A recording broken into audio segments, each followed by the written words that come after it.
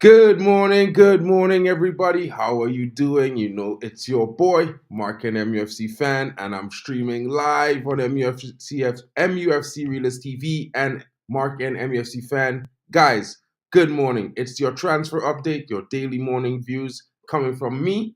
But this morning is a specialty because I have a great guest in store, and we're going to start it off really early. Guys, get into the comments. Let me know what you're thinking because you know what? It's time for us to get into the transfer issues. What is happening with Manchester United? Who are we open to sell? What are the possible deals? And who is possibly coming in? Guys, get into the comments. Let me know what you're thinking. Don't forget to smash a like and subscribe. It helps the channel grow, guys. It's one of those things that, we need you just as much as you need us. We can't do this without you guys, and we always enjoy having your company with us each and every time. Big up to you guys coming in, and let's get into the show, guys.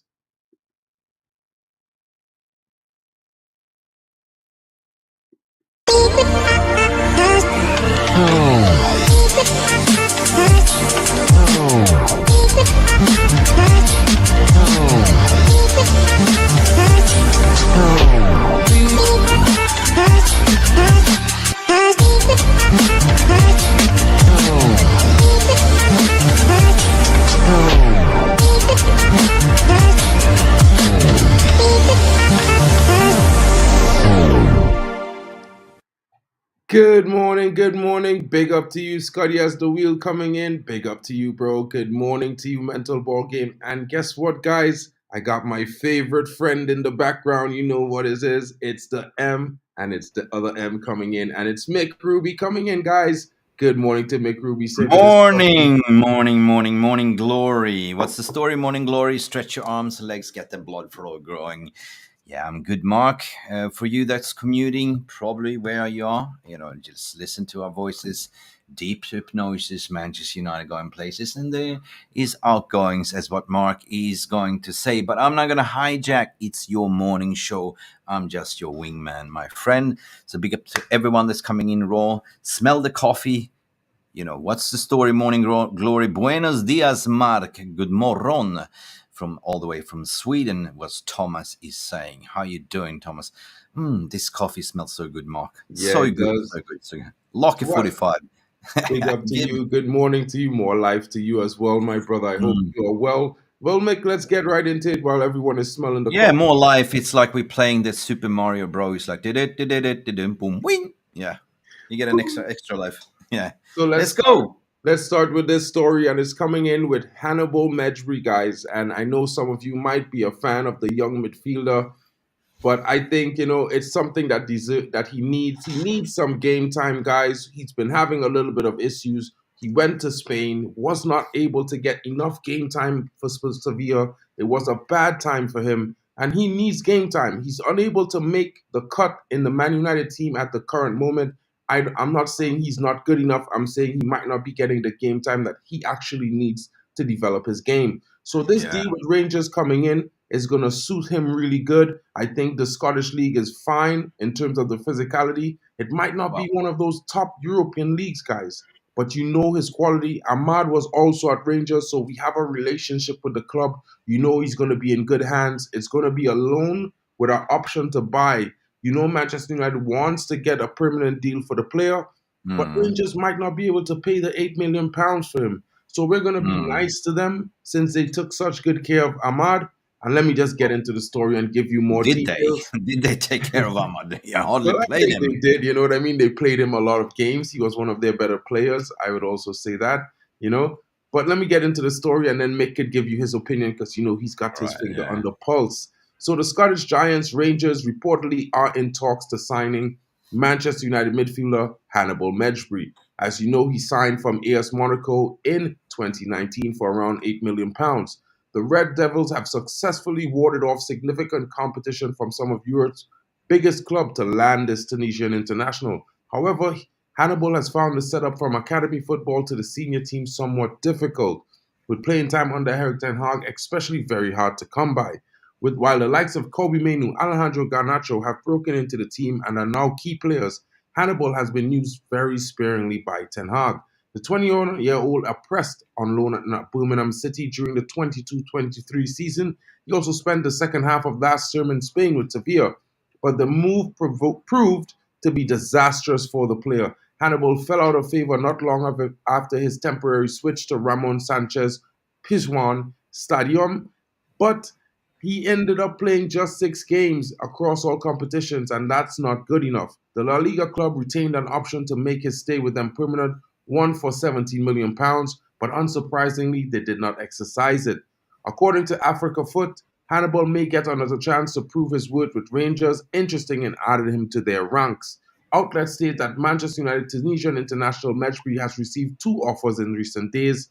The management of Copenhagen has started negotiations and contacts with the player and his club for transfer in the form of a loan with an option to buy. But the Tunisian international is not very keen on the Danish club's proposal. The Glasgow Rangers club has also requested a loan of Hannibal, especially for his great performance during the friendly match between Manchester United and the Scottish club last Saturday. The Belgian coach of Glasgow, Philippe Clement, said has made Hannibal a priority for the team during this transfer window, and the Mm. negotiations are in advance between all parties. Hannibal played the second half versus the clash against Gers last weekend at Murrayfield Stadium. Mick, I'll hand it over to you. Let's hear what Well, you are thinking in this current moment, my bro. I think your camera is. You look like Minecraft all of a sudden for me, my friend. I don't know what's going on with your gremlins in your internet. Yeah, you're Oh, moving. You listen. You look very distracted. I don't know what's going on with your end. What are they putting in the water or the internet in Germany? I don't know, man. Listen, Hannibal. It's a weird one, right? He didn't have a his attitude on loan spell in La Liga wasn't that great, was it? Was Sevilla, wasn't it? So they hardly played him. So yeah, for sure. You say Ahmad was well taken care of. Well, he wasn't really. I mean, if you think about it, he had a better loan spell the year after. But for me, if I look at Hannibal, he was kind of one of the academy players that everyone was kind of rating to say, well, he's the next one, next to Slice players coming up, but there's even better players. So I don't think that United will keep him at the end of the day. I think it's time for him to go. Um, he's a red card waiting to happen too. I don't rate him that much, to be honest. The way I've seen him, for him to get a loan is pretty much Manchester United to trim the wage bill, trim the squad out, send him out to Rangers and potentially sell him after, right? So, you know, all I'm going to say is big up. Like, even Joe Hugel got a loan to Wigan. So, yeah, seriously, I don't know. My thoughts regarding that, we needed this because I was asking the question, what's going to happen to Hannibal? Because that's another headache. So yeah, good. Hope this happens. To be honest. 100%, 100%. And guys, I'm going to keep it moving on to the next item on the agenda, and then after we will take some of your questions and interact with the chat for a bit, and then keep it moving after that as well. Sure. Let's get right into this, guys. It's going to be interesting. Let's see what's happening here because, as you know, there has been reports that Ajax are eyeing a loan deal for Christian Eriksen. Manchester United are also looking for a permanent option for the midfielder. Could this loan materialize with an obligation to buy at the end of the season? Let's see what Ajax is saying. Let's get into this article really quickly. Manchester United are far from happy with 2 incomings and want more, but due to their meager budget, player sales will be necessary to fund the next spot of arrivals.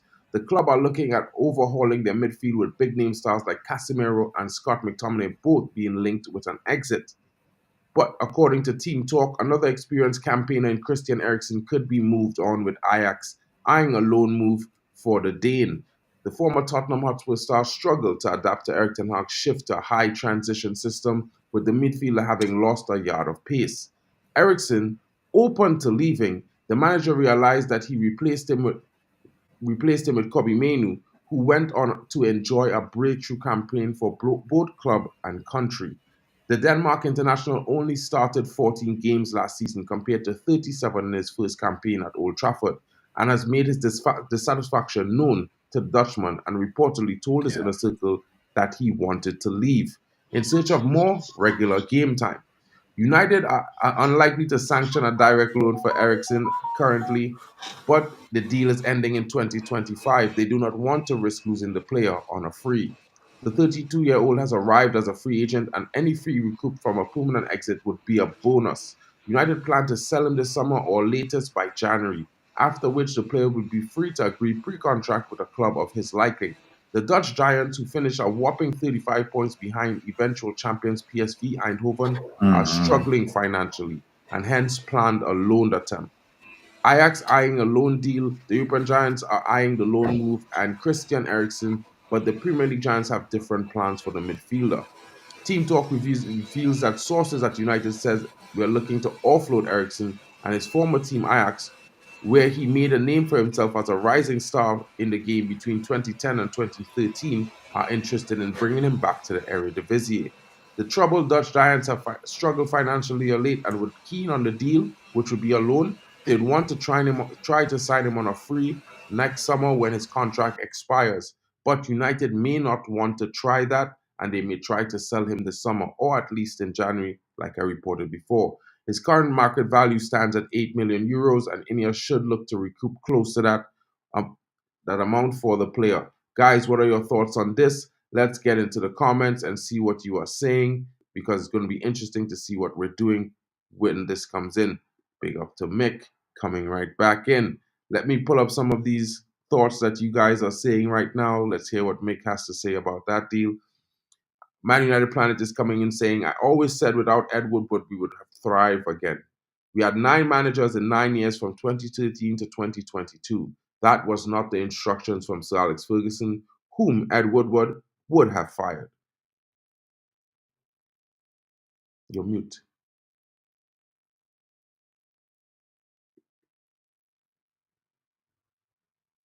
Yeah, sorry, I had my robot going like automatic, so I had to run off and switch him off. Like I made too much noise.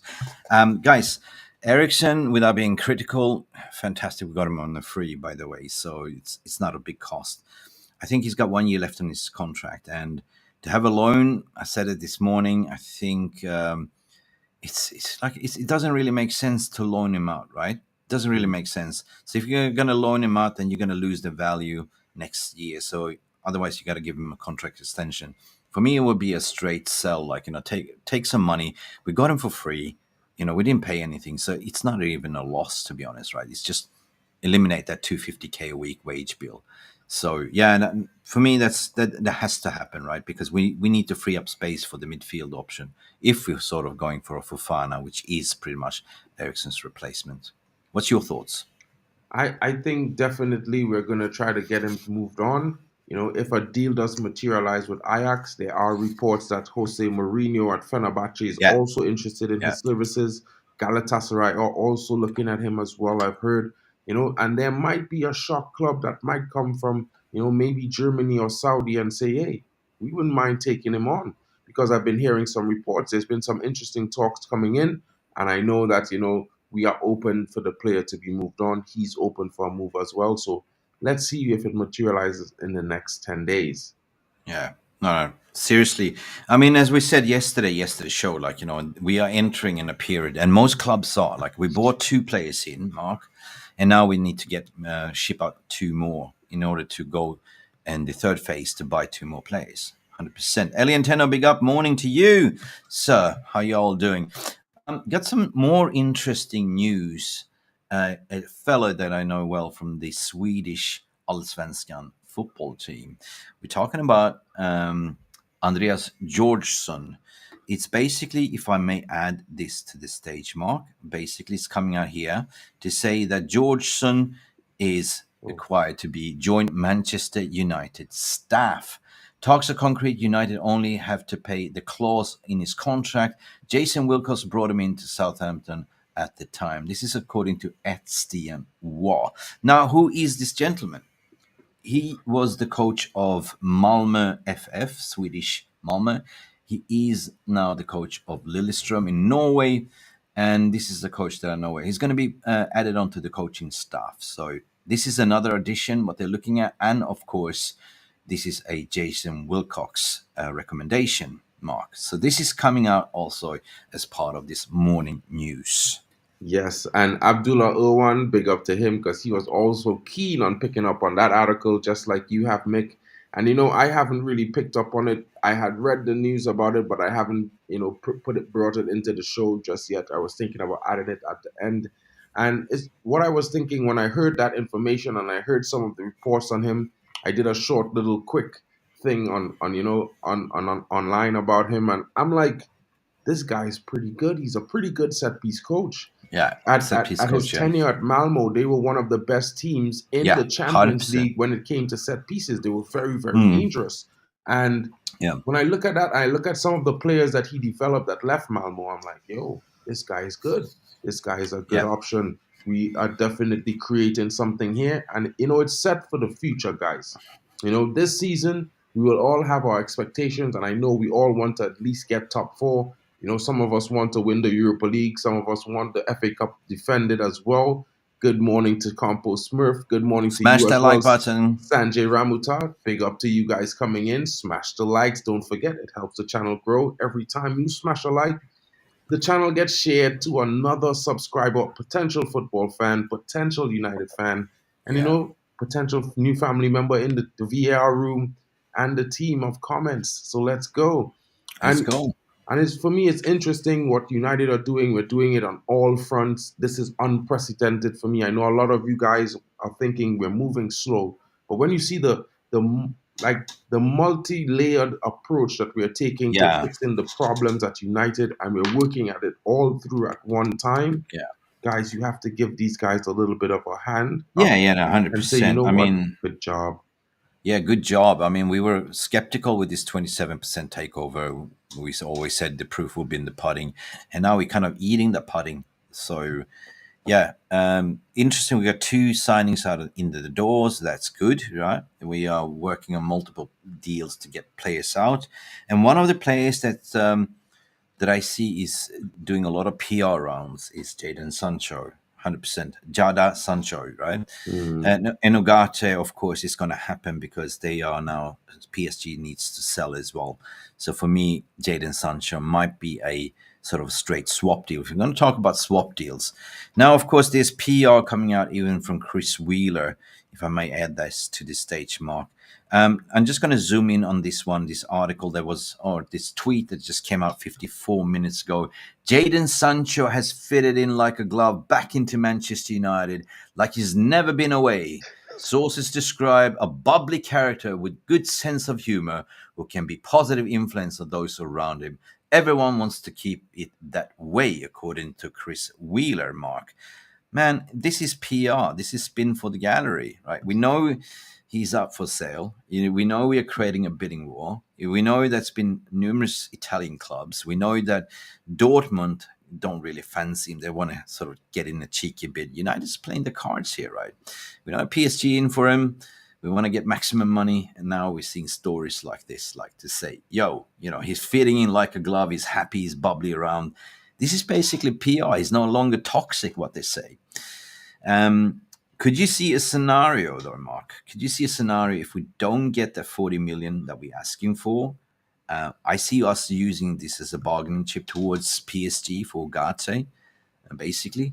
Could you see a scenario that actually United actually keeping him, or do you think this is the big out? Well, I see two possibilities, right? And I'm only gonna say it from this perspective. I know you guys always see me smiling, and I'm always the glass half full, optimistic type. Well, it's a kind of thing in my country, and Jadon Sancho has a bit of the heritage. That's why I like the guy so much. He's like the second or third, well, really the third, right? But a lot of you guys wouldn't know about Nkosi Blackman, because he didn't actually make it to the first team.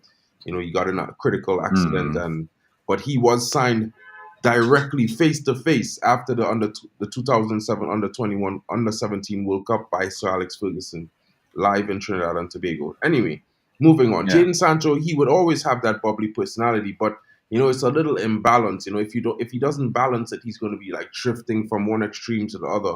And last season, he wasn't in his best form. And yes, he has made mistakes, and mistakes that I think that might have been a little bit too much to welcome him back into the team.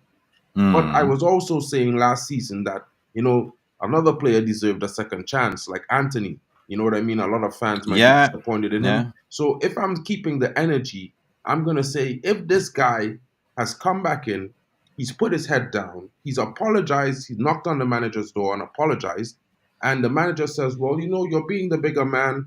let's work another season and see how it goes. I would say this: if we don't get 40 million this summer, there's always the January window.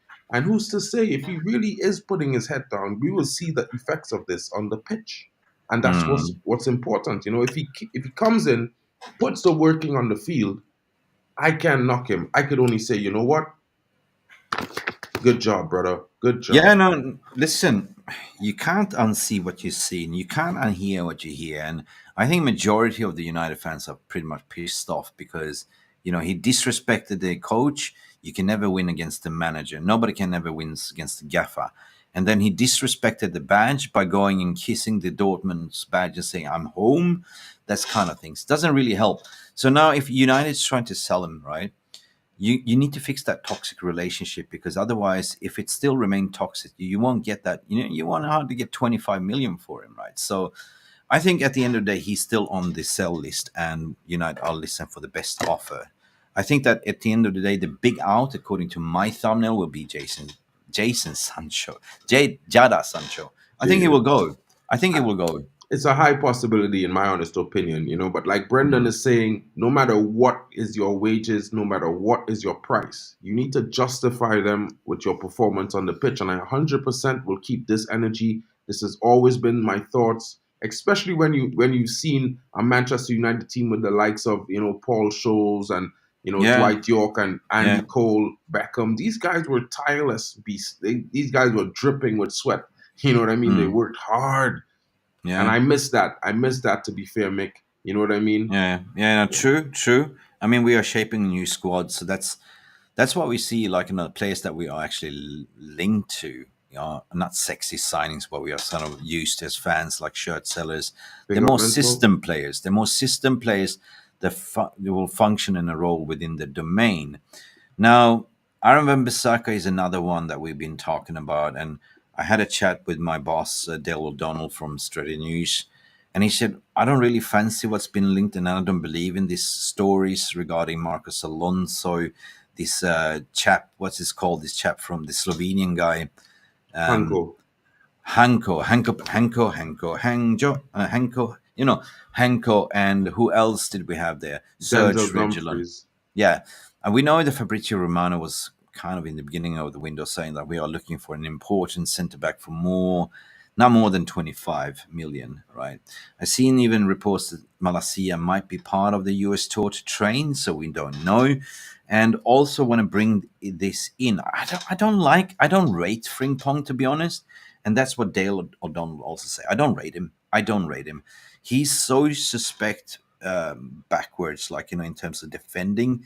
So for me, it doesn't really make sense. It doesn't really make sense.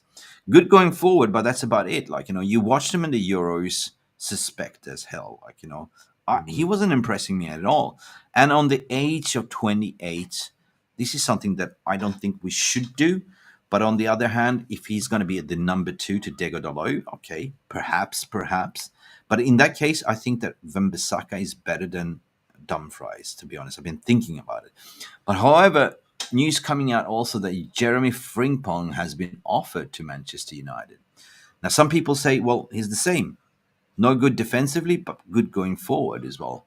And that is so important to discuss, because you got to look at the structure. If we're playing like Leny Yoro, good recovering pace, you got to have solid centre backs in order for the fullbacks to bomb forward. And that's the thing. And regarding what you're saying there, regarding Anthony Dos Santos, you swayed my mind yesterday, because Anthony can actually play wing back as well. Hmm. Mm-mm. So, what do you think? I What's you think thinking? I would be honest. I think he played mostly on the right wing during the tournament in the Euros, just like one of my friends is saying right here, Compo Smurf. I totally agree with this. I do like him, however, for his ability going forward. I think he's decent enough. He reminds me of Anthony in the way he plays. To be fair, I think Yeah, he's a little bit more attacking than Anthony. he's more, He yeah. has more confidence in the way he plays. Of course. So I'm gonna give him the pip. He's on top for sure. But I think Anthony, who we already have, can provide that similar type of energy on the left side, even as a backup on the right side. You know what I mean? Because he always plays on the right side, so he knows what to do and he provides a good coverage. So I'm saying maybe we might have to convert him to a left wing back for now until he finds that confidence or gains back the support of the fan base. You know what I mean? I think all players need to be given a chance, and sometimes some players need more game time to get their confidence in. Some players could come in a game and just bang like that, but some they need more games. Yeah. No, it makes sense for me. I mean, if we're gonna play that, Anthony might have an important role to play that wing back as well. Defensively, Anthony's fucking good, to be honest. The way he tracks back, he's a dog, right? We haven't seen the best of Anthony, so the judge and jury's still out. Like, he hadn't really had his breakthrough. I don't know. Maybe under this new system, under this new coaching, maybe he will have an important role. And by the way, and also what I want to mention, if I can talk about Ligt for a second here as well. 100%, I will miss Aaron Wan Bissaka, right? Last season wasn't his good season, but who had a good season last season anyway? It was pretty much Exactly. dire performance from everyone. Listen, comes out from Centre Devils. I picked this up yesterday, if I may share so as well. Basically says that new Manchester United insider claims that Erik ten Hag will use Lisandro Martinez in 2 shocking new positions. Full details. Wow. So, Mark, what do you say about this story? What do you think? Lisandro Martinez, 2 shocking new positions. What could it be? I instantly thinking, wow, he can play left back. He can play CDM as well. CDM. Yeah. This is what we've been talking about all along, right? In the middle. 100%. But I do think it's going to be interesting to see where he's deployed. I think this position depends on the formation. And when I say the formation, guys, Formation, yeah. this is what I've been saying. When we look at some of the players that we've brought in, look at Xerxes, look at the way he plays. He's not an out and out 9. If we are playing with Xerxes, we're going to play a false 9 formation, which is a different way. Meaning, we might be able to have a different profile of players in the midfield. So that gives us the opportunity to have a different profile of defenders in the back as well. You never know. We might play a back 3 with 5 in midfield and 2 up front. And that might be the situation. It might be 2 wingers in front. Xerxes might be the false 9. You know what I mean? So, guys, it's going to be interesting. I think we need to be giving a little bit of consideration to what the manager has in store, and it might be very creative because we've seen a bit of it last season. I think he's cooking up something really special this season. Different formations, different plans, different plan of attacks, different plan of defense.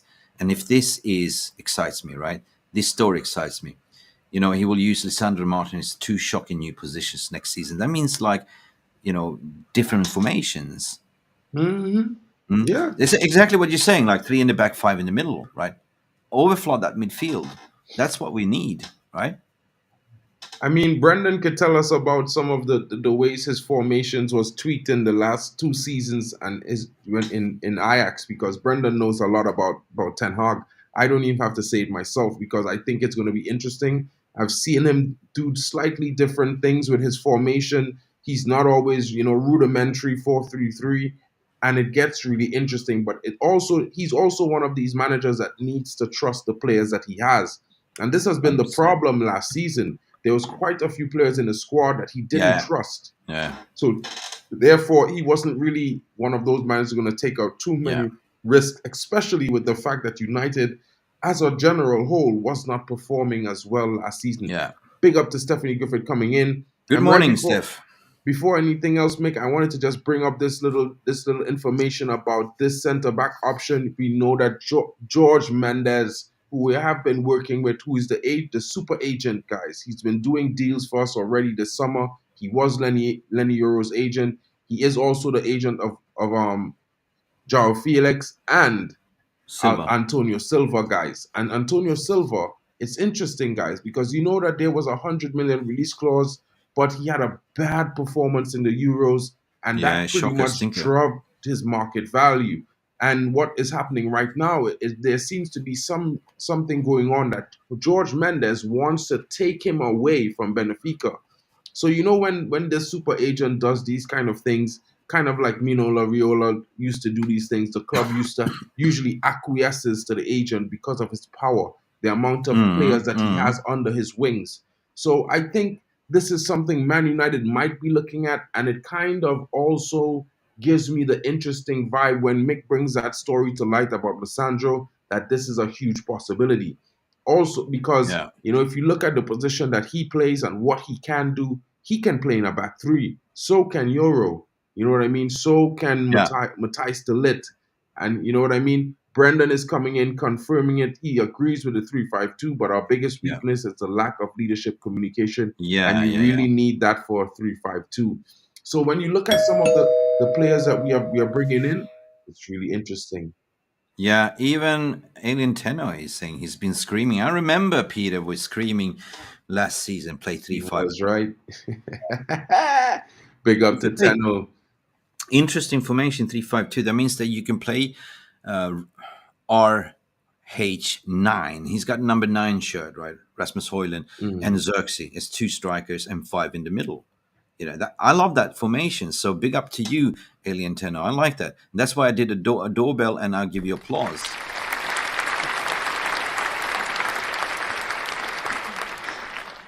So Story is coming in. He said they're cooking, and what he served last season tasted shit. Although the yeah, dessert was amazing. And I know yeah, he's talking about the FA Cup there. Morning to you, Welsh girl. Big up to you, Irfan Kedali, Benfica player. It's too much money. 100%. We agree. We yeah. Too 100% much agree with money. this. But Too this much is money. why I was mentioning the key point of this situation, which is George Mendes.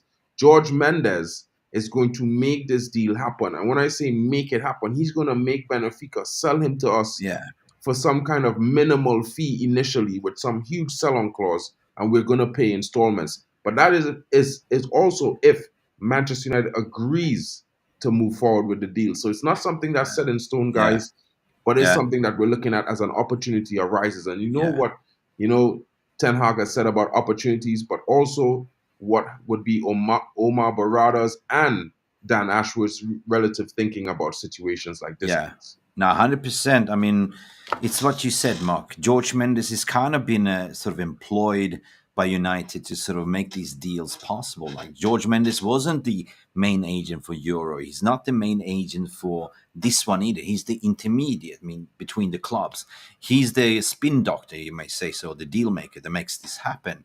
So I don't know. Initial for Antonio Silva was 100 million. This is Benfica we're talking about. This is Benfica that letting go the star player for 120 asking price for João Neves to go for PSG for 70 million plus Renato Sanchez deal as well. So, man, yeah, we will see. We will see. So far, a lot of talks. Can Mendes pull it through? We probably have to sort of negotiate with PSG. We knew that our target was João Neves. We knew that. But we have to give it away to PSG to get our Ugarte in or XYZ. So negotiations, negotiations. This is the transfer window. This happens, right? There's so many 100%. many moving components interlinked to each other. Deals are interlinked to each other. How the domino effect will go at the end of the day. So yeah, guys, just want to mention. Thank you all this morning. Stretch your arms, legs. There's 213 watching at the moment on all platforms. If we can get up to 100 likes today, this morning, they've been fantastic. And if you're watching in retrospect, also get it in. Right now, we're on 20 likes, to be Smash honest. those likes, people. Guys, big up to Man United Planet coming back in. He says, we had 9 managers in 9 years, and under Edward Wood, I'm absolutely thrilled. Ineos are giving Ten Hag time. I've read many fan videos calling for him to be sacked. Should should be calling them out next season.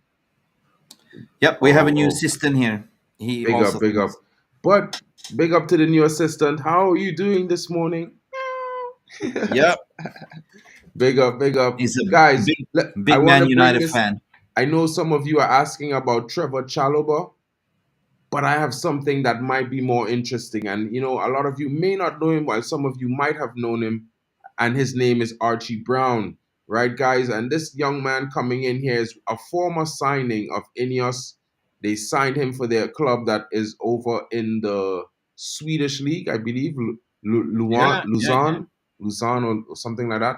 One of you guys were mentioning it earlier in the chat about Archie Brown. And Archie Brown is an interesting player, guys. He did pretty well. And I'm gonna get into the story really quickly because I don't know a huge deal about him. But let's get into it. India's Chiefs are poised to take a page out of Erik ten Hag's playbook by signing a player they are well accustomed to.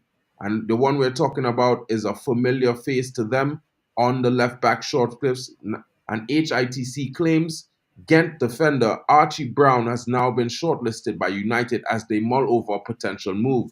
The 22-year-old was signed by Ineos in 2021 when he made the switch to Swiss outfit Lausanne, with his tremendous efforts seeing him quickly seal a transfer to the Belgian division. His progress has been monitored in the recent months not only by United, but reports are that Chelsea have also been scouting Brown this summer.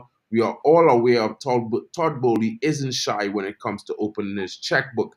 And guys, he's a former Derby County left back, so he played in the championship before. He knows what the rigors are in England. So don't be afraid that he might be coming in and it's an unknown situation, guys, Yeah, because yeah, yeah. we have to believe So, that our scouting so the department is headline top headline class. is there a familiar face, right? So Archie Brown back in town. Brown, Archie Brown. I like that. I like that.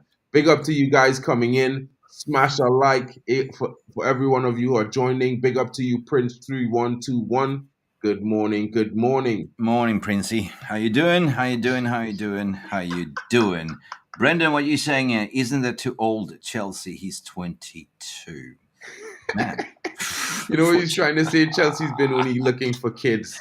They've been kids. getting the underage. I You know I what I'm don't, saying? Mark. I just don't understand what Chelsea's doing. I don't understand what the strategy. Are we playing Youth Cup here, like Gothia Cup in Gothenburg at the moment? Probably. I don't I know, see man. Brian Moran is coming and saying we can't sell Harry. Just saying on Sky he's staying. Well, I know he's been saying on Sky that Sky. he's saying he wants to stay at the club, but just remember, guys, this is a It's different been forced regime, out. and he's probably Forced going out. to get forced out by the top above. There has been reports that minimal gains. Sir Dave Birdford has been walking around Old Trafford like Count Dracula, and he's Yeah, yeah, scaring yeah, yeah. everyone. You know Yes, what I I did a mean? membership video this morning where I spoke about there was an article regarding that the minimal gains or marginal gains Dale Spread's work is coming to the fruit. So basically, they set a regime when you travel. They're traveling with these compressed bands or something like that to increase the blood circulation because it's a long haul flight. They have special scheduled meals, sleep time, and everything. Everyone that's been flying to LA, it's a 12 hours flight. You know what I mean? So it's all about, if you look at last season, all these injuries, stuff that marginal gains is there. We call them, what do you, Dodgy Dave and the marginal sexuals, you know? The Dirty Daves and the quarter sexuals is what we Yeah, call true, them. true, true. Well, at that time we weren't too sure of what they were capable of. We heard a Yep. lot of reports. They were actually, not that they are not sporting professionals, but they weren't specifically footballing sporting professionals. Now, when Mm-hmm. you mix his expertise with the likes of a Dan Ashworth, a Omar Barada, a Christopher Favell, and a Jason Wilcox, you're getting something that's Yeah, yeah, yeah. very, very interesting. And he's also very much at the forefront of the medical technology side in sports. He's very interested in all of these latest technologies and how to get that little extra Mm-hmm. edge. So, it's one of those guys that for me is very interesting in the way he operates and will definitely bring in that efficiency factor back to Manchester United. Yeah, true, true, true. Um, Speaking about Harry Maguire, I mean, Dale on Stretty did a piece on that. I'm part of the future. That's what he said, right? Um, you know what? At the end of the day, like, they probably told him, you're not part of our future. Harry, you might think you're part of the future, but you're going to be the reserve. You know how much he loves to play for England? Yeah. Are you really, really? I mean, they probably sat down with his agent to say, look, you better look for another club because you're not gonna be playing as a first choice, second choice, third choice. You're gonna be the fourth choice. Why? The question is why. Basically, we're changing the whole system. If we're gonna play 3-5-2, you're not part of that. You're a sweeper, false number five. Thank you for your loyal service. Time to go look for another club. Get 30 million. West Ham, whatever comes in for him, and Scott McTominay as well. that's the end of Harry Maguire.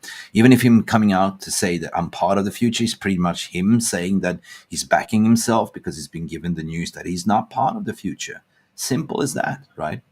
So it's a little bit, 100%. but this has been advised by his agent to say, like, come out there to say this part of the future. Anyway, so that's very interesting. Like this all plastered over one football app and what he's saying there. And at the end of the day, still got contract with United, but you know what? He's got the option to stay. They can't force him out. But as a footballer, you want to play for England again, be a regular, you got to play. You got to play. 100%. And Brian, Southgate's gone. I know Southgate's you're gone, yeah. I know you're worried about his contract, right? But you know he has, I think it's 1 more year left on his contract, so it's pretty much almost paid. At the same time, we know West Ham was heavily interested. You know, there's Leicester City coming back up into the Prem. Are they going to be interested? There's also Ipswich. There's also Southampton. You know, there's going to be some interesting moves to still to happen late in the window. We have still a month again left in the transfer window, guys. There's lots of time. He's probably going to get a move away. I would put it on the 50-50 situation at this moment. Yeah. And that's because I know how Ineos are operating in these last few days. Campo Smurf, this is not about football, but big up to you, bro. I know that, and this is very concerning. I was watching the Olympics myself, and I saw that the one of the cycling teams from Australia, they were robbed. All of their stuff was stolen out of their travel vehicle, and to hear that your friend was just robbed at knife point in Paris, yeah, Yeah. it's a disappointing state of affairs in that city at the moment. A lot of these cities are going through some form of upheaval in some way, and and it's pretty unfortunate, I would say. You know what I Yeah. mean? I don't know Jesus. how to really articulate the feeling that I have on this situation, but I can say as a foreigner in Europe, it's only respectful that you learn the culture of this whichever city that you find yourself staying in, or moving to or migrating to, Oh, and you have to respect the laws, respect their culture, you know what I dude, mean, and become a dude, part of it. this isn't off the field of football, but seriously, like it's kind of the reason why I moved out from Europe and why I live in Thailand because it's becoming this way, right? In the little city that I live, the violence in Sweden has doubled 200%, right? We constantly get drug dealers bombing, shootings like that. That didn't happen before, right? Everywhere in Europe is like this, and I'm just petrified what's going on. Anyway, off from the footballing matters, like if you may, I might bring up something what everyone is talking about, Ugarte. And yeah, I picked it up last night as well, and we are in for a discounted deal now, basically. It's even widely reported now as an article that United can finally get him on. We did a show yesterday, Mark, and it says, here we go, almost. So basically, if I go in here, it was reported just now, Man United can finally sign the tireless £59 million. You know how they wanted 70 million, right? For a Mhm. discounted view. Even if I scroll down here further, there is something that I picked up on, which is pretty much we can seal him on 40 to 45 million for his services. Mark, this is pretty much what we spoke about yesterday, Mark. This is pretty much them saying, well, we are desperate for cash now because we are going in for too many players. The Mbappe deal, we lost him for free, but it cost us a lot of money at the same time as well, right? So this is now what we spoke about going fishing, right? We have thrown in the bait, we are waiting, it's attrition, and now they're baiting, they're pulling that bait, and we're just pulling in. I think that Ugarte will be a Manchester United player within the next 10 days for 40 to 45 million, according to this report as well. 100%. 100%. And I think that is going to be very interesting, that deal that we're going to do for Ugarte. It seems to me United has made him the priority target for the Yeah, midfield, so they were yeah, always going to be patient with this deal, and they're going to get their guy on their terms. Most importantly, this is yeah, what Ineos has shown me this summer. They want to do deals, but they must do it on their yeah. terms. And But until they get simply, it on their terms, they're not going to trigger it. I mean, it's simple as that. The player's already handed in his transfer request. That is sayonara. That is the kiss of death in a way.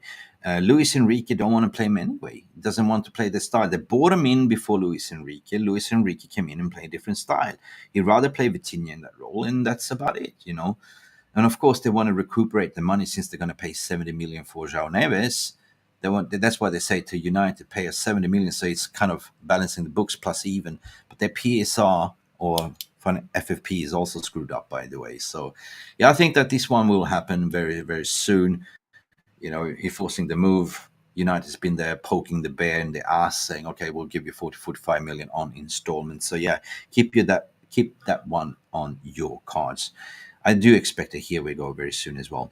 Big up, big up. 40k 40 Sorry, man. 40. Yeah, I I can't read wanted it. to say big up to Scotty at the wheel first because he was talking about the marginal gains that we was talking about before. And as you know, I don't know if you saw pictures of the new Old Trafford tunnel, but it looks pretty smooth with those LED Slim, yeah. lightings.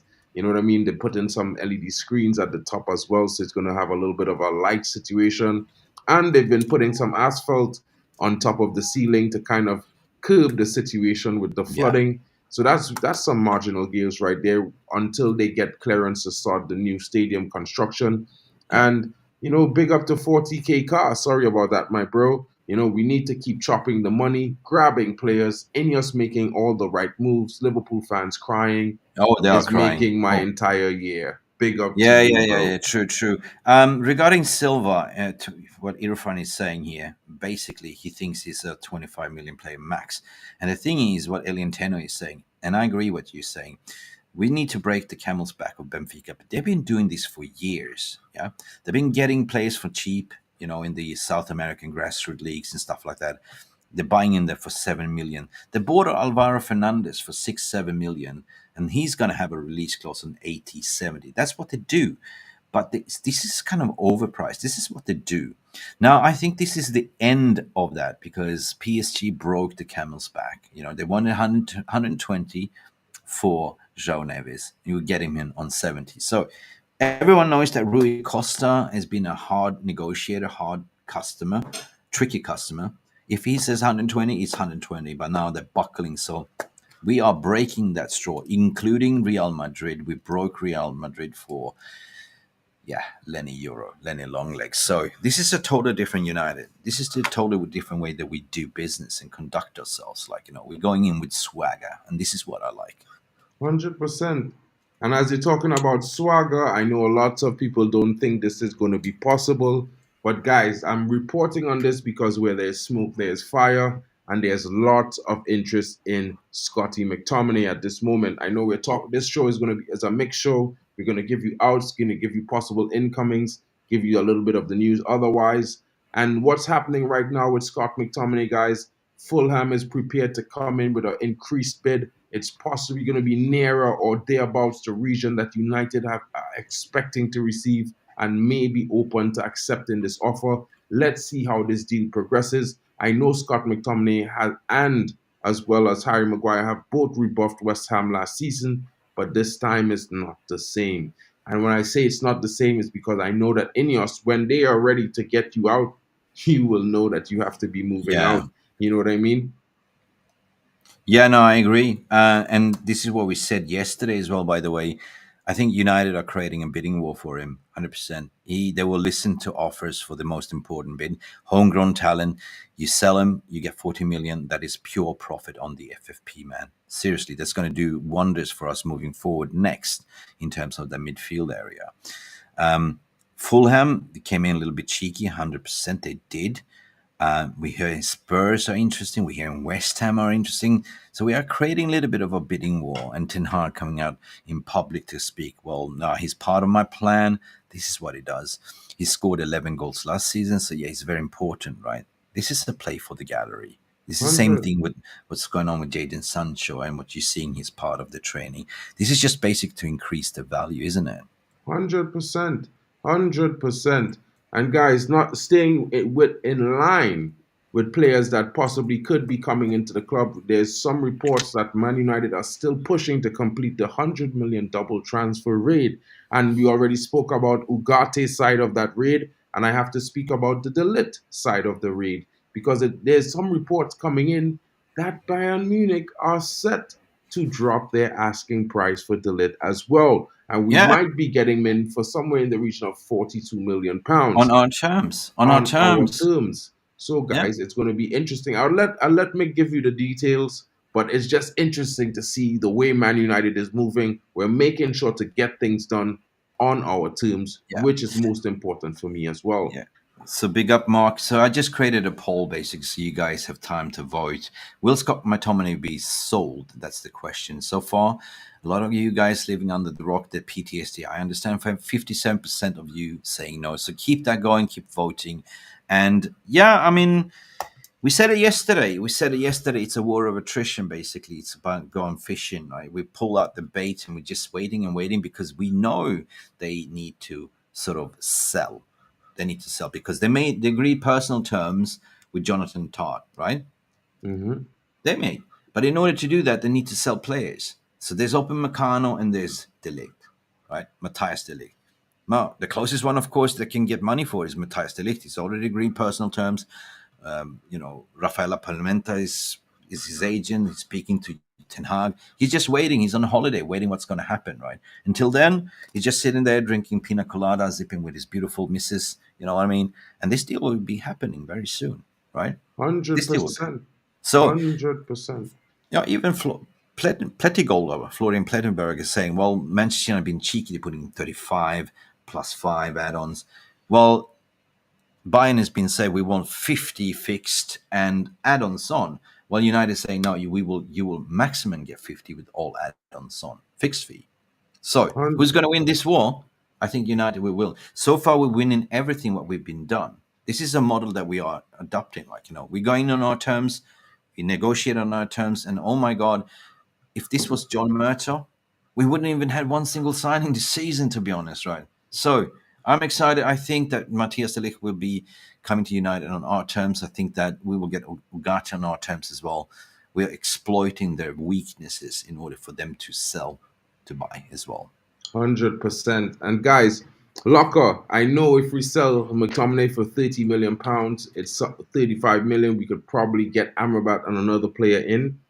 But I'm gonna break your heart a little bit because when Monaco heard that United might be interested in Fofana, his price went from 30 million euros to 47 Yeah, million euros. So but who's to know? Who's to know? I keep hearing that United came in and I spoke to Monaco and his representatives, and that kind of turned him away from AC Milan. Was it? Yeah, yeah, yeah, turn him away from AC Milan because again, United are making that smart business proposal. Yeah, you have 1 year left on the contract. You are worth about 17.9 million pounds. This is what AC Milan was trying to get. Cheap deal. Who wouldn't, right? But United said, "Stop. Wait for us. You give it 25 million pounds, right, and installments." So that's where it's at the moment, and I think he wants to play for United rather than go to AC Milan. So keep your eyes on that one. Fofana, 100% as a number 8, though not number 6. and what Campos is coming in saying here, good stuff. Let the selling clubs get desperate, not Not us. us. We used to be desperate 100%. before. Yeah, that's the thing. That's the tables turn. We used to be desperate. We used to do like panic buying, panic selling at the end of the window, and we used to do silly, silly things. Right? We overpaid for Anthony. We overpaid for Licha because John Murtough was sitting there. He's going on holiday. You know, I spoke to Anthony Dos Santos' agents, and they took the piss out of John Murtough. To be honest, he said basically, who goes in the middle of a holiday? Who goes on a holiday in the middle of a transfer window and returns back 2 weeks before it closes and begging for a deal? Of course, the price went up. We could have gone in for 45 million. But what did we 100%. pay? 95. Yeah. So yeah, Kingdom FC, big up. Please, is Dangor on tour? What's going on with Dangor? He had a little bit of an injury, Nigel, or Yeah, he had an injury on his last loan spell with I believe it's Barton FC or something like that. Can't remember hmm, the actual name of the club. It begins with a B. But the most important new information on Dan Gore is he's right now in recovery training at Carrington. He's getting himself back fit and ready. He is going to be kept at United. He will be training with the first team next season. He may not be getting game time in the first half of the season, as you know, he will be coming back from an injury. And probably might, depending on his performances, if he is to get some game time, he might be getting that somewhere in the region closer to December, November, December time. but it's very possible he will be going back on loan in January. Dango has been one of our young prospects that we are keen on developing to give an opportunity in the first team. But because of this injury setback, it's been delayed a little bit, and he has probably dropped down behind the likes of Toby Collier, Yeah. Yeah. and possibly even Maxi Oyedele. So it's going to be interesting to see how he comes back from this injury. Do not be afraid. I know what you're thinking. I also really like Dango Jr., and I'm telling you, he is a Paul Scholes-esque type player. I've Yeah. seen him, and I Yeah. know the club is looking to get him back to his best. Right. So have no fear about him. So, Brewskis, we were talking about players injury. This breaks my heart, though. Really breaks my heart. Taro Malacia, though, we all wonder what's going on. He's missing out the Euros tour due to new rehabilitation. This tells me that this is the reason why we're going out for left back. Is his career over? I mean, the surgeons fucked up, basically. He had to do, another surgery because the first one was how do I say? Yeah, as I said, fucked up, right? Botched. He's been out for 1 year, and he looks like he's going to be out for the remaining of the season, maybe 6 months more, like continues rehabilitation. Bro, I feel sorry. I mean, at the end of the day, this was something that we got on cheap, right? But I feel sorry Mm. for the player, right? He Yeah, it's one of those things where I'm like, I don't even want to talk about the articles surrounding him unless it's like, yo, he's in training. Let's see how he does, because you know what? I feel it's like a bit unfair, to be placing all this expectation on the player after we as a club, we didn't, maybe not intentionally, but the medical staff, they botched his surgery, and it's one of those things where we definitely have a duty of care to him to get him back to his best. I would love to see him get back into team and get some opportunity. He has shown some promise in his first season, but we haven't seen him for a year, so it's looking Yeah, like a long road back.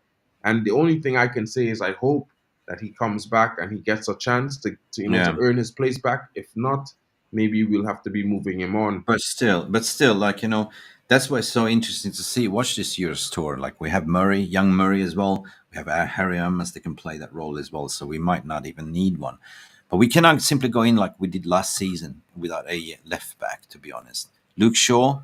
Don't know what the hell is going on with Luke Shaw. He had his preseason training, got himself fit in the Euros, but I'm a little bit scared about Luke Shaw. Like his availability 48% last season, right? 100%. Availability. So we cannot go that way. And that's what we talked about, these cheap deals. Like you can get Alonso free agent, 33 years of age. Just maybe he's still got it in his locker, but maybe that's a stopgap, right? It's a stopgap for a year. You get him for a year. Or Regulon as well. Or some other two players that we've been linked to. One from Crystal Palace and one from, what was it? What was his name? I don't know much about these players anyway. But Ferdi Cadioglio, is he still on the radar? Who knows? Very much so, to be fair. He's still on the radar. As you know, we did put in a bid of £23 million, but it was rejected. Galatasaray said to have wanted something in the region of £30 million for the player. Ha! We are not interested in paying that much.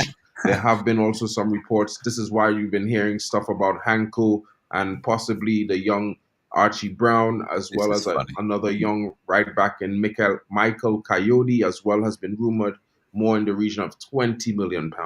It's Oh, going to this be is interesting funny. to see what we do there. And as Brendan is saying, we're possibly heading into a scramble at the end of the window. Pretty much Yeah, every club is playing poker now, yeah. waiting for the other to fold. Every deal depends on other That's what's deals. going on, man. That's seriously. That's I applaud that one. That is exactly what's going on at the moment. I'm just laughing. Excuse me for laughing, but when you say Fenerbahce and Galatasaray, they come in and try to buy our elite players for low 7 million, 6 million, 10 million, and then they're coming in. Oh, we give you this one, yeah. Cadioglio.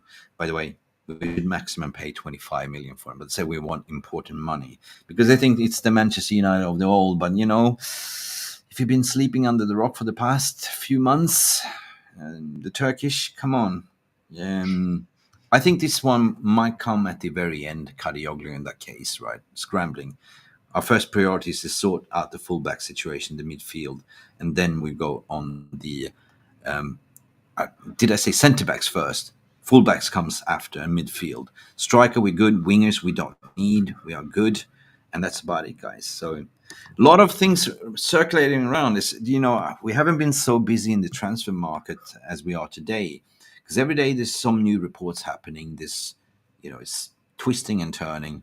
But the ones that will come in next, according to my opinion, will be Ugarte within the next couple of 10 days.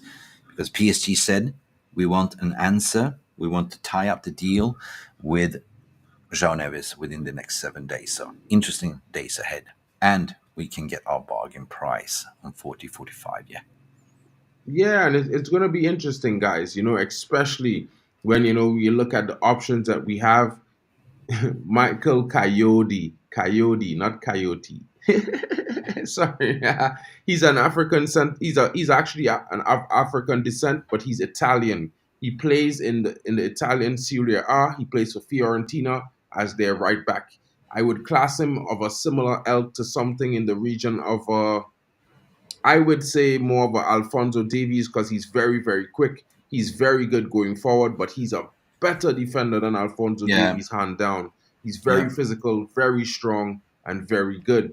And as Man United Planet is saying, what's the opinion on Habib Oganai? I think he's going to be given a chance as our third string yeah, right back yeah, this yeah, season. yeah. He can also play right centre back or left centre back, and he could also provide it going forward on the left as well. So it's going to be interesting to see how it does. I know United wants to have 7 youngsters in and around the first team as options, as well as, they will also provide that homegrown talent, number for us this season. So Yeah, you're going to yeah. see him. You're going to see the likes of Toby Collier, Ethan Wheatley, That's possibly Ethan Williams, and maybe that. Murray or Yeah, Amas.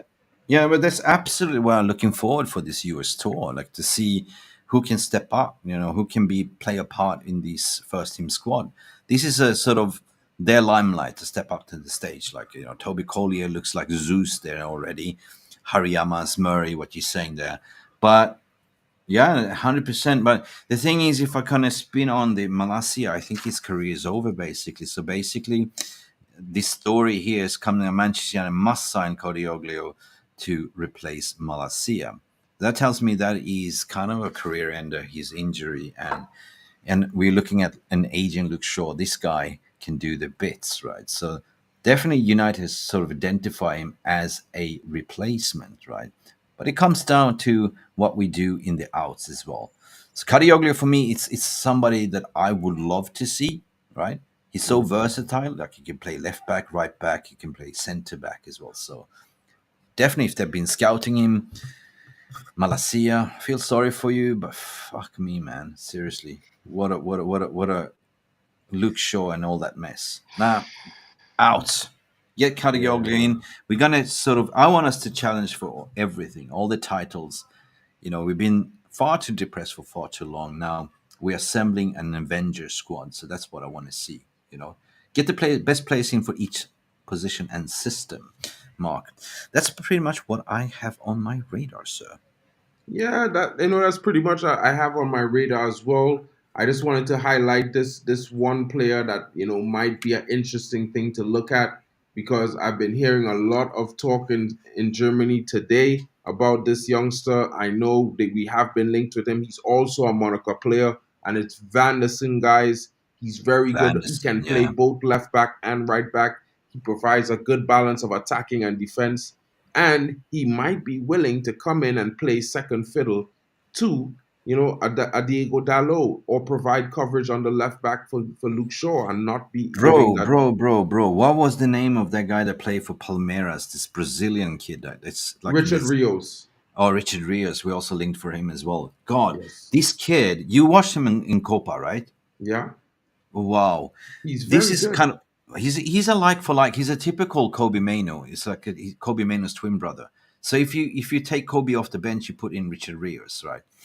This will be exciting if we get Richard Rios off the line. But Vanderson, I don't know much about to be honest. He's also Brazilian, right? Yeah, he's also Brazilian. He is getting a call up for the Brazil national team. He is very good. I would say he's more like a Maicon. So if anyone has ever seen Maicon, he reminds me of Maicon in some Mm. of the some in one or two games that I've watched. he looks that kind of pace, that kind of ability going forward and backward. He could be threatening. He can dribble, very good on the ball. He's not afraid to put in a tackle. He's strong in the air as well, very strong character and energetic presence on the field. I would be definitely looking at this and thinking it's a possibility because his price is somewhere in the region of 20 to 30 million euros. So it's already Yeah. within our ball game on what we might be interested in. Yeah. Just to sort of spin off what I said, if I may bring to the stage regarding Richard Rios, right? Was a couple of days. Where are we? 26th. It was 22nd. Manchester United preparing to offer 70 million pounds for Copa America star Richard Rios. This is exciting. Mark, this is exciting. This is what I was talking about because we are looking for number 8. And you can't just burn Kobe Mainoo to the ground. Like, you can't play all those games. We know Eriksen is leaving, and we are looking for a young squad. Like, he's a like for like to replace and rest Kobe Mainoo. Seen a little bit compilations. I didn't watch him much in the Copa, but what I've seen and the outputs, it is telling me, like, if you compare in Opta stats, for instance, right, or Mm-hmm. RP, you compare him to Kobe Mainoo, equal, fucking equal, scary, like the twin brothers. Man, if we get this one over the line, I'd be excited, to be honest. Yeah, I think I would definitely be excited to see Richard Rios come to United. He's one of those South Americans. He's gonna provide, that grit, that feisty nature in the back. Mm-hmm. I would love to see it, to be fair. It's one of those things for me where I'm very much interested in Richard Rios. The only problem is that Palmeiras just made 200 million, Mick. They sold They don't need, Hendrick, yeah, they they sold don't need to Estava sell. William, they sold Yeah, Luis they have Gulliam. money. They don't need to sell this guy. And they are referring to this release clause that they hid in his contract for 90 million euros. And that's the biggest Oh, problem. no, no, no, no. 70 million for the 24-year-old. But yeah, true. You said they sold a lot of players. Fine, good. They don't need to sell them. They might hold United for extortion, but I think we have a competent team that can negotiate this one, right? So, you know, you wouldn't pay 90 million for somebody that plays in, Palmeiras, like in the Brazilian league. I never seen that happen before. So usually they come on 100%. cheap, 17, 20, maximum 30. But still, this guy is for the future, I think. This is He for the is. future. He is. And But obviously, guys, this has been the breath of our show. I would like to thank you all for joining us this morning. You know what I mean? Big up to you, Bill Sambuli, coming in late. I've seen if we sign Coyote, I'm happy. yeah, 100%. I think he's a very good talent. He's around 21 million. So look out and see what might be done. There's going to be some interesting deals coming in the next 2 weeks for Manchester United. It's hot and being reported in yeah. Germany right now. There's lots of news about Manchester United.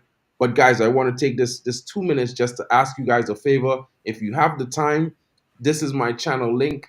Go to it, smash a like and subscribe. Goat. I'm on the road to 1K. Actually, I'm like 13 away from 500 subs, Yep, but Mick 13. told me I need to be aiming higher. So Yep, 1K is the marker for the beginning of the season. So I'm asking you guys a favor, smash a like and subscribe. You know what I mean? I will always be here. You can yep, always find me on MUFC Realist TV. I'm always going to be streaming here, so there's no issue with that. yeah. But I'm going to be covering next season the United women's team and updates on the under 21s and under 18s as The well. fresh. So if you want to get in on the action and find out and get the news about the young talents coming through to United and our progress with the women's team as well, join me when I'm live, guys, for Yeah, the no, watch big alongs up. as well. Just so you guys know, for confusion, Mark lives on this channel as well, so we're co-streaming on his channel and my channel as well. So yeah, I can lend you some subscribers, Mark, because you've been doing fantastic work as well. Thank you, This Mick. Thank you. 467 this morning, watching for your morning coffee and brew tea, whatever you're drinking. 42 likes, scandalous people. If it's 467 of you, at least what we can give us is 100 likes. If you're watching this as post retrospective, Mark has been slaving, receiving, sourcing all the information. I've been coming, giving you some information. We'll be back later on, potentially. See what happens. There's not much coming out right now, but you never know with Manchester United. Things are moving fast, thick and fast, and that's about it. Thank you, Mark, for having me as part of my channel and as part of your channel. you can finish off the show to say go peace, go banana, whatever you say. Before you go and before we finish, Stephanie Griffith is coming in. I just wanted for you to answer a question as well. And this is just my honest opinion on why is it that specialist sixes are so few and far between. Do you think box-to-box midfielders can compensate for this? I would say that the reason why a specialist six is so few and far between is because of the way we've been developing the academy players at younger ages now. We kind of make them play in a system fashion. We coach them to play in a system style, and we don't actually allow them to develop in the way that they would naturally develop, and then you know refine them at academy level. So that's been the difficult situation. It's why you see less creativity in a lot of players, and some players being Yeah, actually misprofiled coming to the ranks. So but it's something also, that needs to change. Box yeah, but midfielders can compensate, but you're going to need one who's actually a little bit more defensive and one who's more attacking, so they can balance each other out. Let's hear what yeah, Mick's but opinion is it's on that. also very. I mean, if I read this question, there's not many specialized number six around in the world that can do that job fine, especially if you're going to play that kind of destroyer type of role. It's a special position that you got to be specialized. You got to be good defensively. You got to be good at, transporting the ball. The way I see it is number six is not somebody there's a ball progressor. The number six is for me like the typical Carrick role, the typical what you saw with Roy Keane was doing as well. A little bit of fight and grit, to shield the back line, pick up the ball from the back line, and just do simple passes. Like that's what you see Collier. Watch Collier next time. He is that typical number six specialized. So you can see a lot of box to box players, the hybrid eights and six, but this is not what United has identified what we need. If we're going to play a 3-5-2, for instance, then this is a very, very important role. And that's why we said earlier as well that Ten Hag has two special surprise roles for Lisandro Martinez this season. We might see Lisandro Martinez playing that CDM role. Depends on if we don't get Ugarte or Amrabat over the line. But Amrabat, for me, and what I've been hearing, it's going to be another loan. It's pretty much we can get a very cheap loan fee, maybe 2 million, maximum, right? We paid 8 million already. So yeah, Let's see how Fiorentina's it moved goes. on. Yeah, no, it's smart. It's smart basically. So basically coming to next year, you pick them up for nothing, pretty much. Zilch, almost. Yeah. Anyway, push for 50 likes, please. Yeah, 50 degrees. Mark, I'm out of here. I'm going to the gym. I was already dressed up. I have you never see me in a singlet top, but, I got caught with my pants down. It's like, come on, do the stream with me. I was like, okay, I'm going to the gym now. So whatever you're doing, guys, it's Friday, TGIF. Thank you, Mark. Follow Mark's channel, smash the like, helping to reach 1,000. And we should hopefully see you back later on tonight, hopefully. Thank you. Thank you for having me. And thank you for being here, Mick. I can't do it without you. Of course, I stole the keys this week, so I was here all week by myself in the mornings. But it's always fun to stream with you. You always have your finger on the pulse. I can't take more Yeah. advice. No. Mark, it's not that song you keep singing all week. All by myself, I don't want to be all by myself. No, today it's Friday. That's why I'm keeping you company tonight. Yesterday we had a fantastic show. 4,000 viewers was constantly looking at us. So you have some sex appeal, Mark. Oh. Big up, Mick, and big up to all of you in the chat. Although, I'm going to sweat your balls a little bit more. You keep bailing on that chicken dance, and I keep. Yeah, we don't do all chicken dances in Trinidad, bro. But I will give you something back for that coming up to the season. You know what I mean? I also You can have to run because we meant to be 30 minutes. It was supposed to be finished 45 minutes ago. We've Whoa. gone Before way you too run, long. there was a suggestion that we missed. No, wait a minute. Wait. Somebody suggested that you should do Peter Crouch robot dance. Oh, we can try that one. Maybe sometime. Maybe later on. Later on, when we're back later, we'll do some dancing. Mick will do some singing. Hopefully, you guys will be back for that. The mid-evening show. We will be doing the Huddle-meter later on, guys. Yeah. Be here for that. That's right before Botswana Poppy's happy hour, guys. So come in, warm up with us, and then go and enjoy the happy hour, guys. Today's Friday. Be safe out there, guys. Enjoy yourself. Hopefully the weather gets better. For me right now in Germany, it's kind of cloudy and overcast. I don't know about London right now, but big up to all of you watching. Big up to you, Brendan Chappelle. Big up to you, Joe Backman, of course. Thomas Savanas, my guy. Big up, bro. Prince. 3121. Big up to you, Compo Smurf, as well. Big up to you, Scotty, as at the wheel. Andrew Hakim Ab Halim. Big up to you, Labo. Thank you for joining us, my brother. You know how it is. Big up to Hank Astral as well for coming in. Welsh Girl 68. Story. Big up to you, broski. Big up to you, Alien Tenno, for coming in. Big up to you, Locker 45. Big up to you, Man United Planet. And certainly big up to you, Bill Stambouli, Kingdom FC, Stephanie Griffith, of course. Big up to everyone who joined us this morning. Happy Friday. Listen, I'm going to the gym. I'll be back. Oh, actually, I'm going to do back. So that's why I said jokes aside. I'll be back. Catch you later, Mick. See you later, Cheers. Mark Davies. Bye, Brian Morris. I hope you guys have a great day. Tarun, big up to you. Irfan Kadali, big up to you guys. If I forgot you, I am sorry. But the list of all you legends is getting longer and longer. So what I think we're going to have to do is create a credits. So my outro will feature all of you guys in bold. Thanking all of you for always joining us. Big up to you. Hope you have a great day, guys. Remember, stay safe. Man United has a preseason game on Sunday, so we all want to be here for the watch along. And thank you so much, guys. For me. I will catch you later. 7 a.m. in the morning for me on Sunday is going to be the show. Right. Mark, close the shop. It's time to go, guys. We've been waffling too much. Okay, let's go. I'm going to roll out of here. Close the shop now, right?